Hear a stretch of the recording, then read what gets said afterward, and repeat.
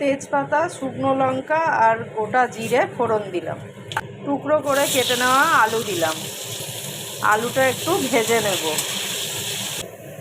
আলুতে নুন, হলুদ দিলাম। টুকরো করে কেটে নেওয়া লাউ দিয়ে দিলাম। আদা, জিরে, কাঁচা লঙ্কা এর একটা পেস্ট তৈরি করে নেব। মশলার পেস্টটা এতে দিয়ে দিলাম। এবার এটাকে একটু মশলা দিয়ে ভালো করে কষে নেব। দুটো বাতাসা গুঁড়ো করে দিয়ে দিলাম। কষা হয়ে গেছে, এবার উষ্ণ গরম জল এতে দিয়ে দিলাম।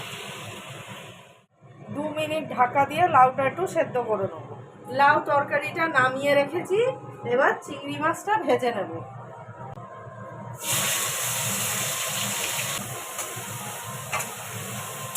চিংড়ি মাছ ভাজা হয়ে গেছে, এবার লাউ তরকারিটা এতে ঢেলে দিলাম।